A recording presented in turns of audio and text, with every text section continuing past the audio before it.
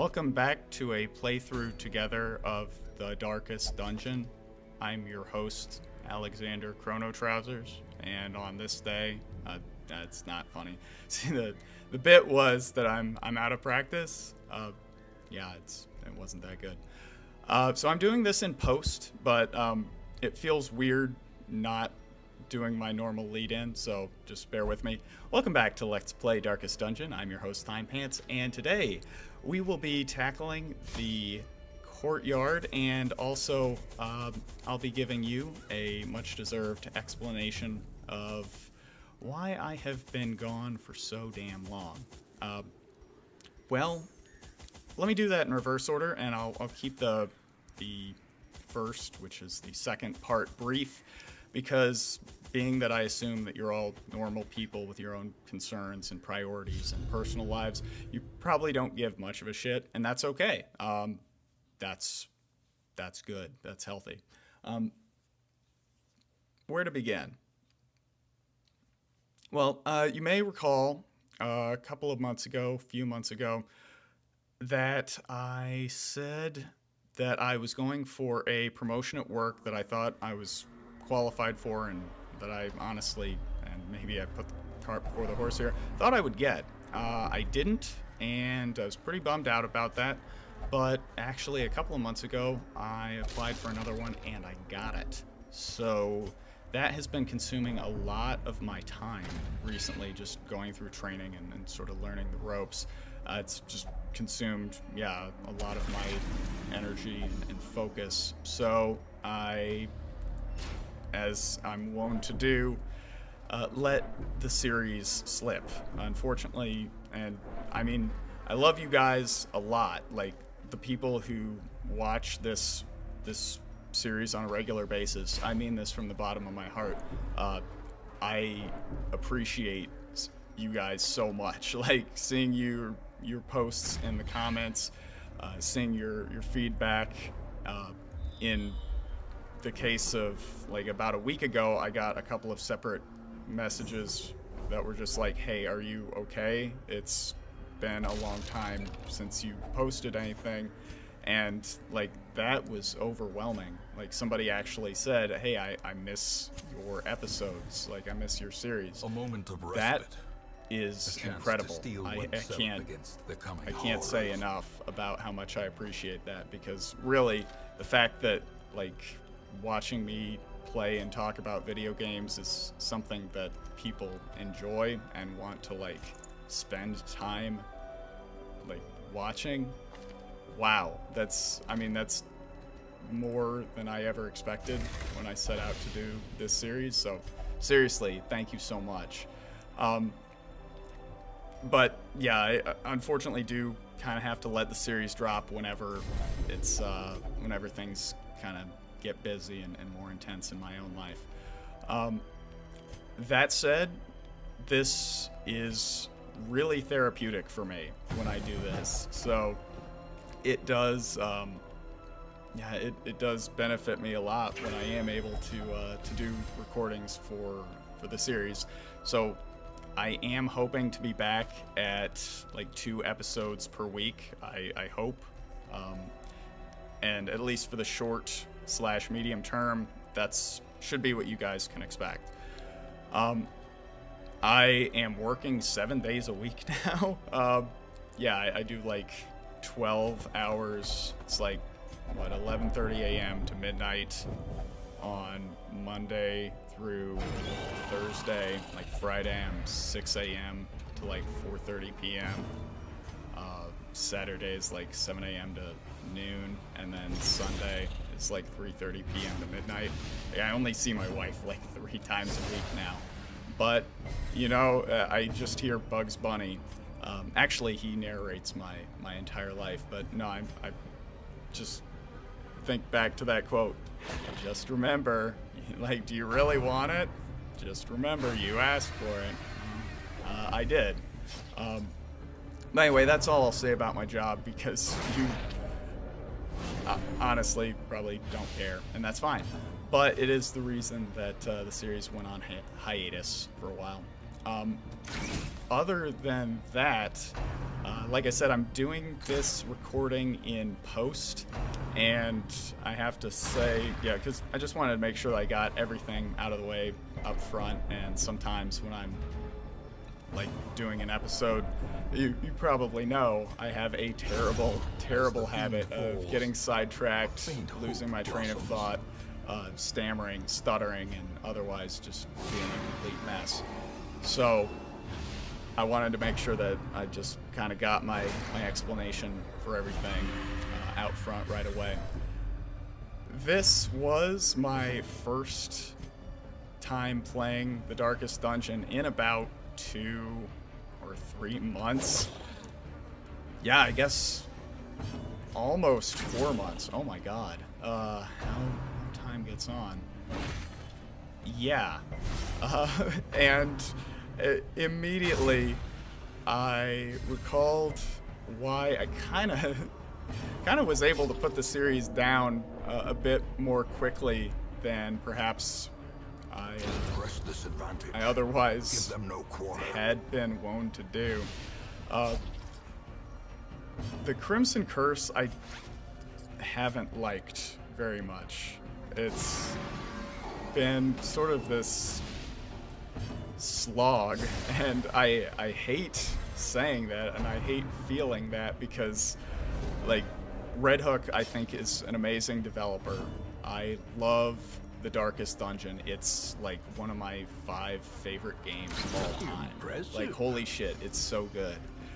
But I feel like they kind of lost the plot / got up their own asses a bit with the Crimson Curse.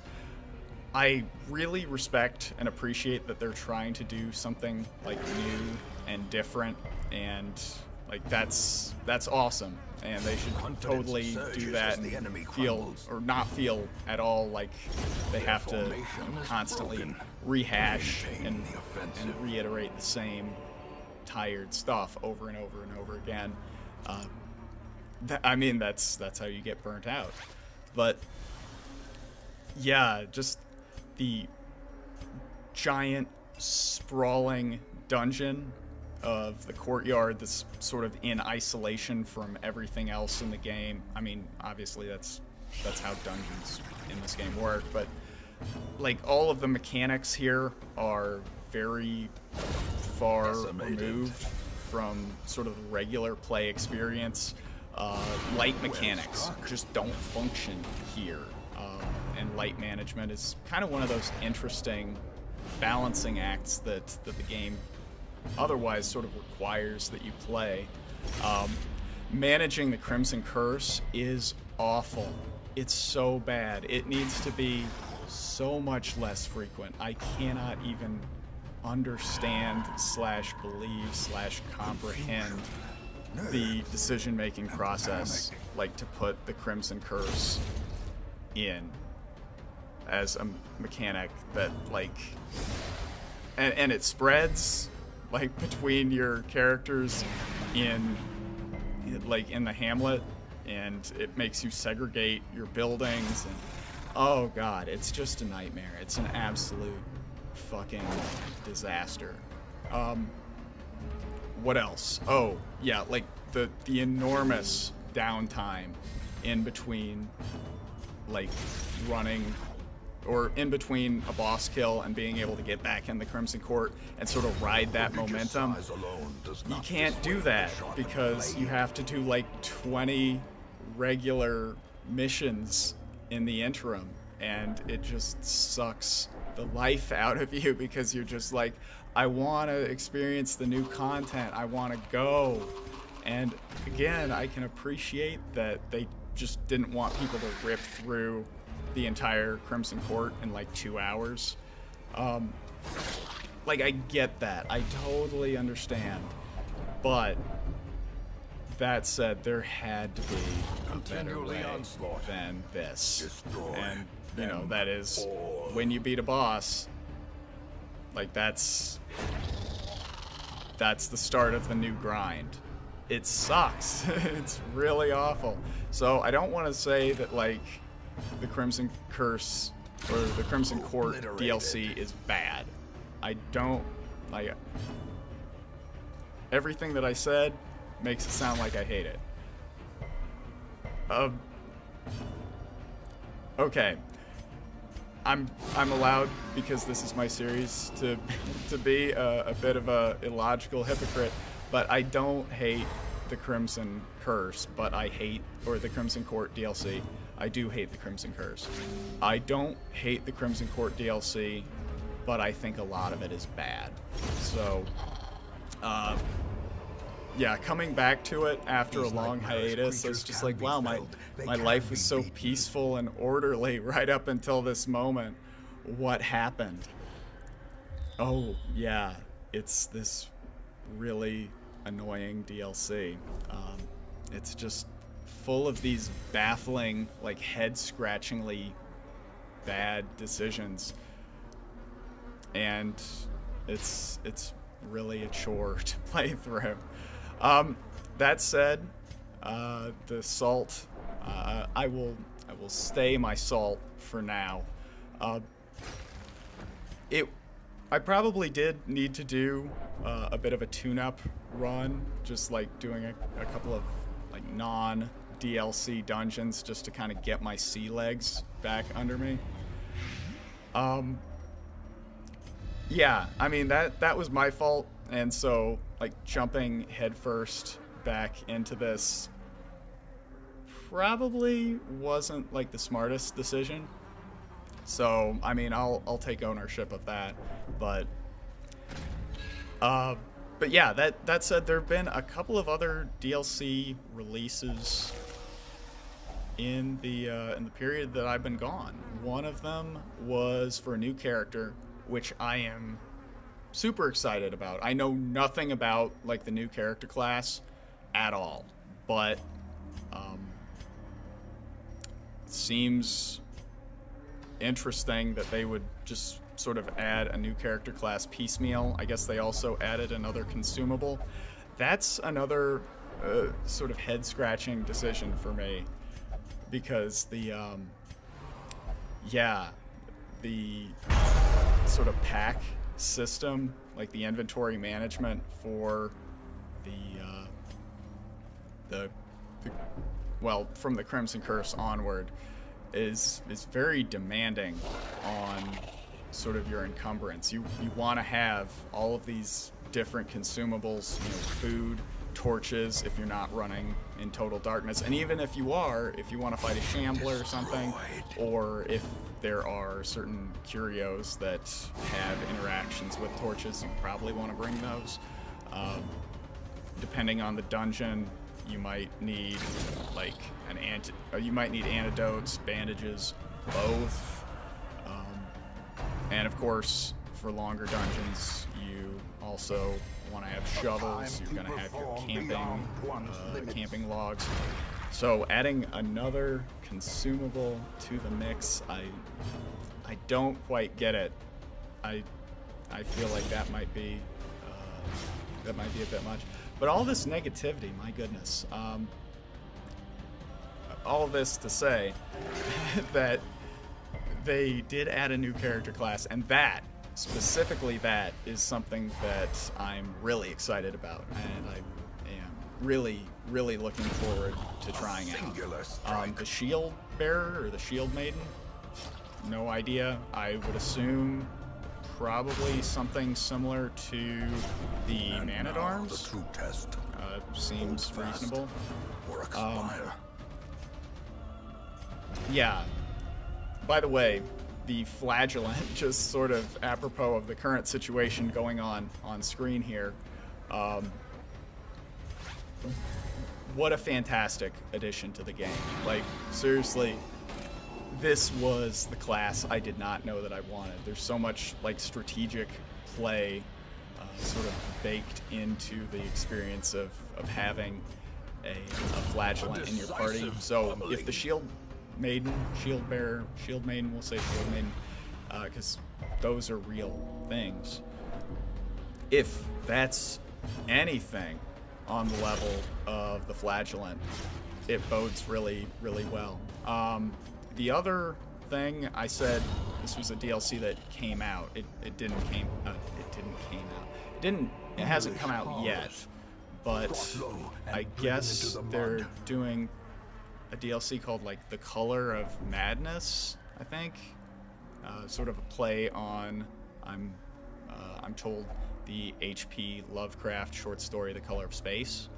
I have no idea what that's going to be like at all, but I hope it's good. I hope they took some of the lessons from the Crimson Curse, or the Crimson Court rather, what worked, what didn't, and I shouldn't have walked into that. I honestly,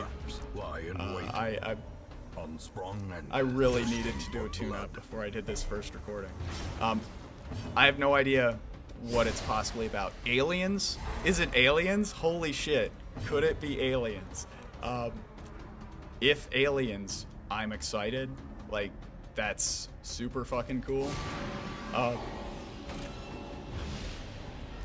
I have to imagine so, just based on sort of the reference that they're trying to invoke. Really, really fucking cool. Like, I kind of, like, not complained, even though that's basically all I've been doing this episode, and I'm really sorry for that.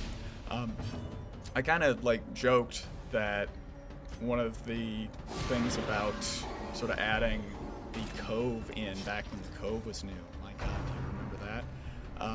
Back when the Cove was like a new thing, I thought it was kind of a little Universal Monsters. But yeah, one thing I will say about the Crimson Court, definitely like a very creative way to implement bloodsuckers or vampires into the Darkest Dungeon mythos or lore. Yeah, to make them mosquitoes rather than like bats. Super fucking cool. Like, great idea. Like 10 out of 10. Very, very well done, Red Hook. So yeah, if they do like a twist on space aliens, so much the better. That would be really cool. I don't know how, but it's Red Hook. They have an amazing art team. They clearly just have good management, good story design. I trust them to do the right thing. So, that pretty much brings us up to current. So, oh shit. Yeah, even though I just did this run, maybe I already said this, even though I just did this run, I don't really remember how it went. By the way, I think this party is phenomenal. I think it's so good. And pretty much entirely built around sort of the excellence of these two classes, the Grave Robber and the Flagellant. Just having a class that can go forward 3 spaces is phenomenal. Honestly, I would say the Flagellant is what I kind of hoped that the Leper would be or might someday become. Yeah, this isn't going especially well, this particular playthrough, or this particular episode, but, yeah, honestly, this is a rocky start, and exacerbated in no small part by that crit that our Grave Robber just ate. But it's I'm not gonna spoil how it goes. You'll see. So clearly but in view. yeah, at the very least, of the light? this particular leg of the of this dungeon, the served cold dungeon, has been fairly eventful. Like, sometimes I just kind of have to plan the recordings around doing a bunch of backtracking and like boring stuff sort of off camera, and then starting the recording sort of in media res, so we don't spend like 15 minutes in complete silence doing nothing other than going back and interacting with a few curios or like one isolated, unexplored room that I have to go back and explore, because as I get further in, it's moving further and further away. And what if that's where the boss is? I can't, take that risk. I can't take that chance, because, yeah, just sort of exploring out to the very edge of the map and then finding out, oh no, the boss is in the center. It sucks, and it's not fun to watch. It's not fun to do, but it's not fun to watch either. Sort of trying to be respectful of everybody's time. I have to do a bit of editing.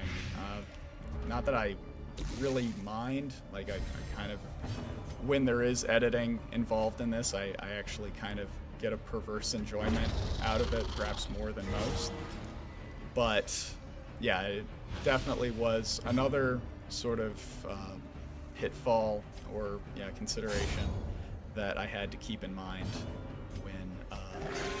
when doing Crimson recordings.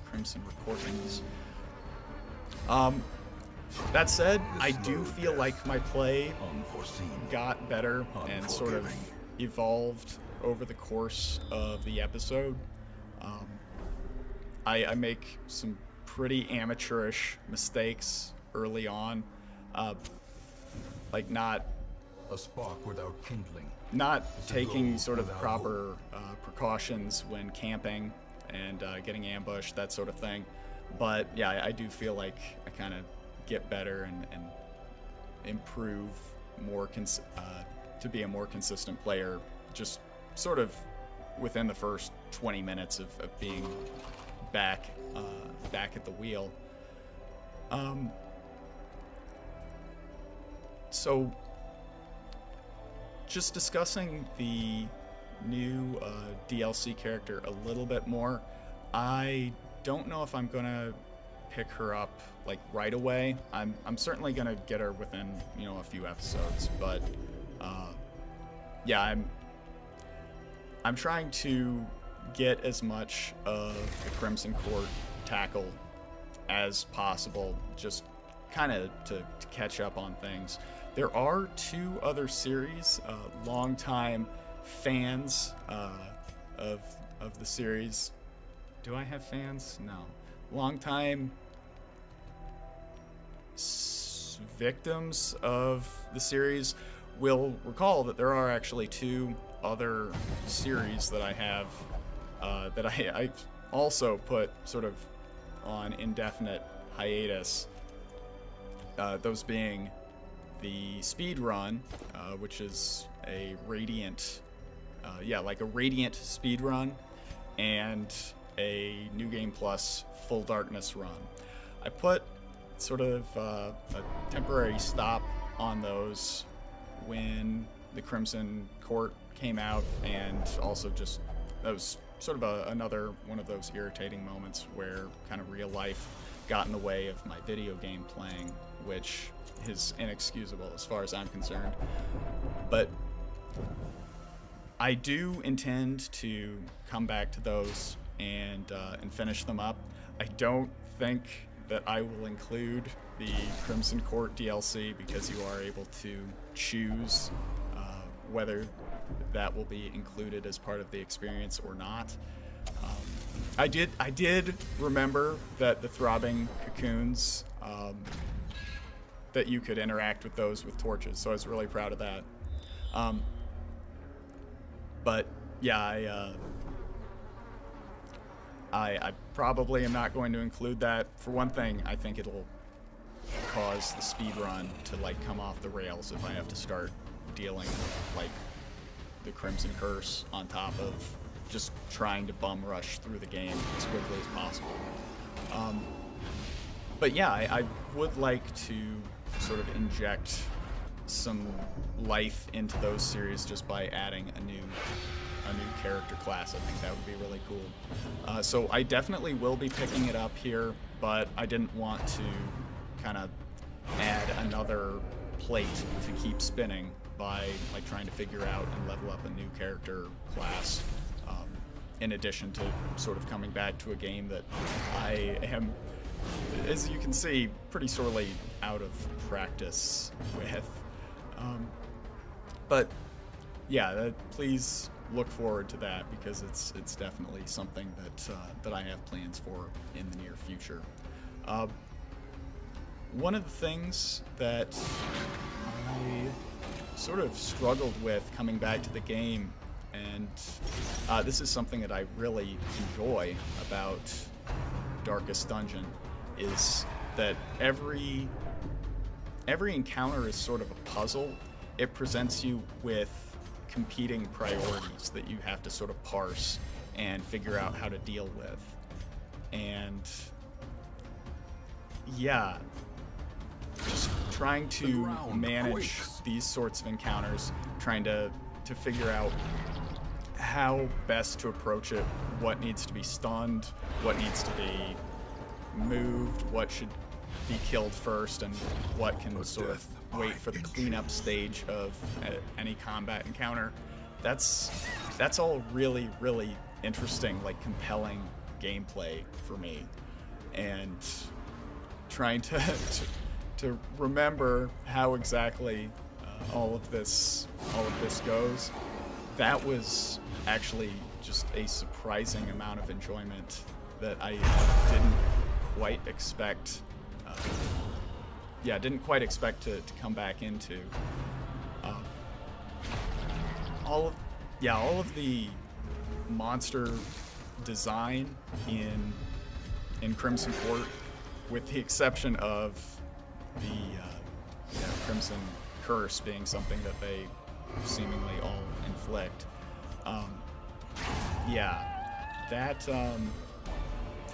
That was really one of the strongest points of the DLC. Like, that's one thing that Red Hook does better than, I would say, like any.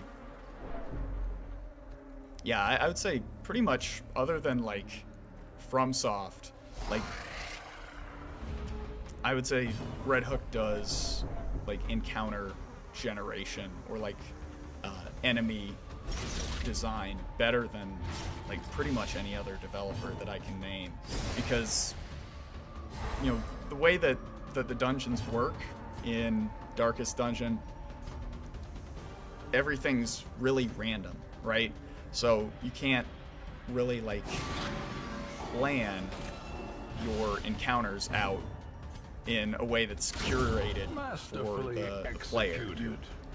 Like maybe some of the enemy or monster compositions are like predetermined. Like, for example, when you get like 6 maggots or something like that, or 4 maggots or something like that, that's something that's planned out. Or like sort of the spiders, or you get like 2 red spiders, 2 green spiders. Maybe I'm not explaining this well, but the way that every individual monster has seemingly been designed to play well and interact with every other monster in an encounter is just so cleverly put together. I absolutely love the hell out of it.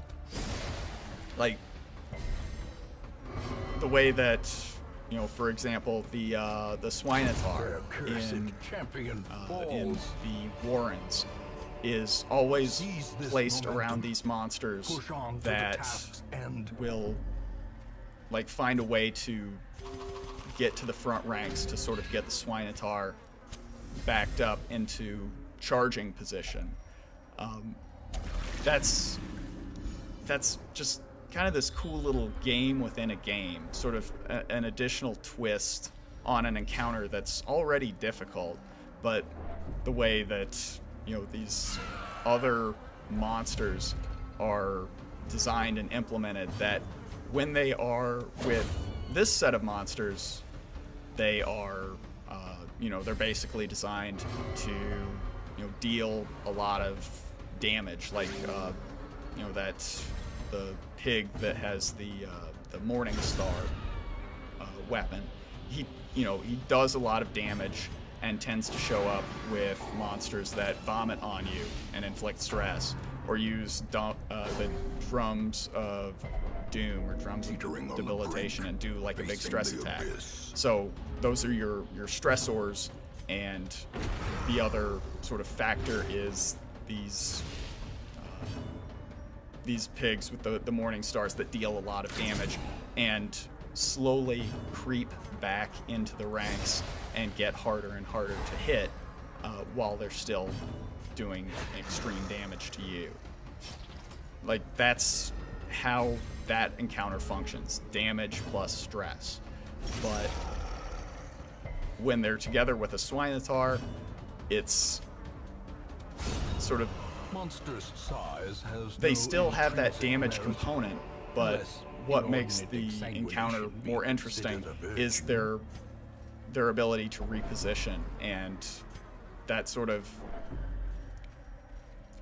them moving back is sort of an asset because it keeps the Swinotar from being able to hit its optimum position. So you're sort of incentivized to keep them alive and prolong the encounter, or prolong their ability to do damage within the encounter, the way that you might not be compelled to approach them in that encounter with the drummer and the nauseous one. I don't feel like I did I did a very good job explaining my point, so much as I did stammer through an awkward and prolonged and exasperatingly pointless explanation of what an encounter that by this point everybody is incredibly familiar with is like. But yeah, just sort of to bring it all full circle, I think that in the Crimson Court, all of the monsters that they added interact incredibly well. They give you a lot of sort of opportunities for thoughtful consideration and creativity to try and solve each encounter and minimize sort of the negativity, the pain that they can bring to bear upon you. That's great design. It makes every encounter feel special and unique, even though it's a random encounter in an RPG, which most of us, anybody who's played RPGs for any length of time knows that eventually random encounters sort of they sort of take a toll on you. They sort of we are kind of nearing the end of this run here, but yeah, they kind of take a toll on you, and eventually you're just like, oh god, okay, I get it. Fight this random trash just basically as a way to break up the apparent monotony of walking towards your actual destination. But in Darkest Dungeon, all of the random encounters feel like meaningful and interesting and fun to play in a way that most other RPGs never achieve. And yeah, that part of the Crimson Court, phenomenal. The bosses, oh my god. Again, I'm going to invoke the F word here, FromSoft. They are, fantastic at boss design. Visually, very, very interesting, very unique, striking, memorable bosses. And Red Hook, exactly the same way. And, boss fights in Darkest Dungeon and the Soulsborne series, they have gimmicks, right? You gotta kind of figure out not only the boss's pattern, but what is this particular boss fight expecting of you? What's the twist here? Is there, like, you know, an additional monster that's sort of plinking away at you? Is there, like, a weak point that you have to hit? Is the terrain constantly shifting? Same thing with Darkest Dungeon. Like, there's so much, like, compelling, creative, there's, yeah, so much, like, creative design that's being, like, expressed and demonstrated in Great all is of the these weapon that encounters. cuts on its own. Yeah, it's definitely the sort of dessert that comes at the end of a long Injury and series despondence, of set the treks stage through for heroism the various or cowardice. various dungeons of the game. And yeah,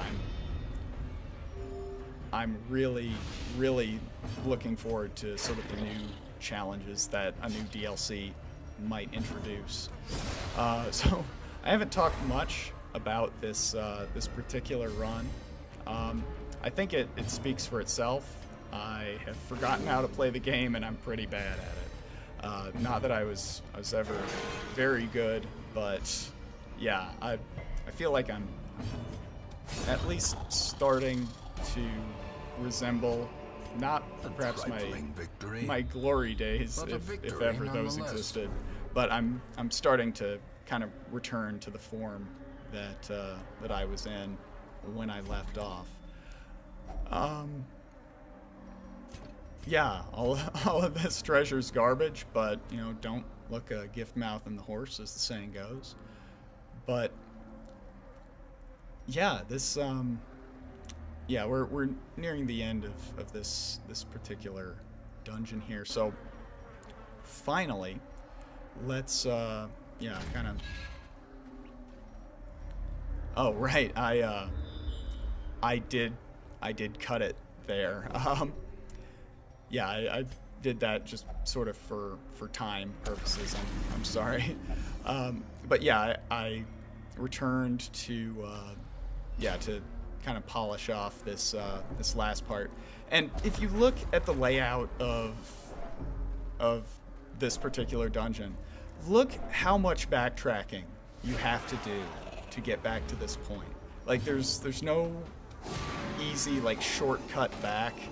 Like, even a one-way door would have been sort of a nice implementation. Or, you know, perhaps there's a locked door halfway down the corridor and you find the key on the eastern side of the dungeon.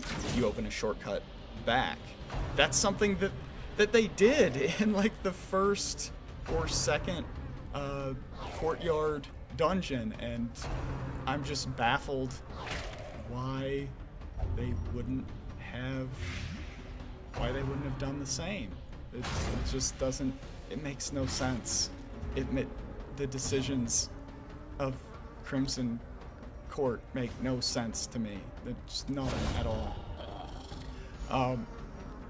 That said, yeah, I do now remember cutting the action there, so we could sort of backtrack without getting too much farther in and not being in a position where we're not really able to go back there if there is in fact something good. One of the other major additions to the Crimson Court was a bunch of new artifact items. Some of them are really cool, and the addition of set bonuses, also a cool idea. And again, I'm going to put my complaining whiner hat on. And why don't they have any accuracy? But no, seriously, like, if you're running a champion level As dungeon, victories mount, most of those so too will items resistance. you cannot use in tandem with one another because there's no accuracy on them. And if you're missing like a third of the time when you attack an enemy, you just lose.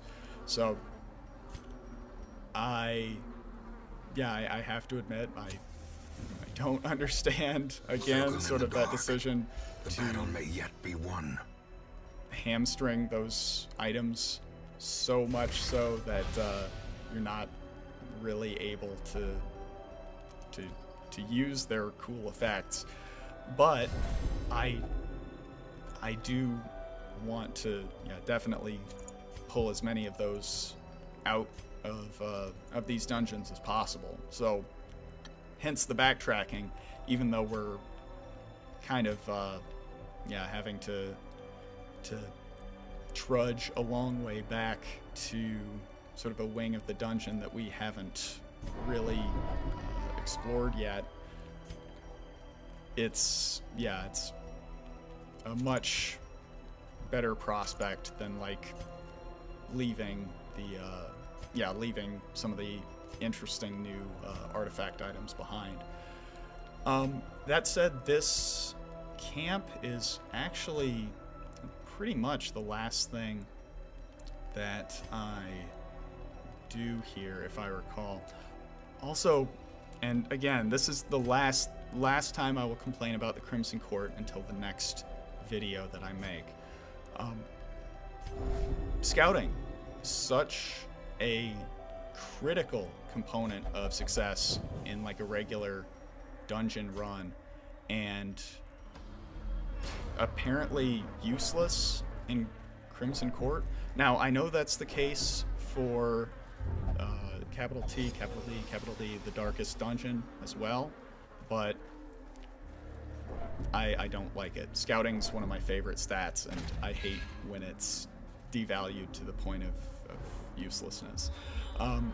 That said, I think, I cut it here, so I just want to thank you very much for watching, and bearing with a very whiny episode. I'm so sorry. The next one will be more cheerful. Thank you very much for watching, and I'll see you next time.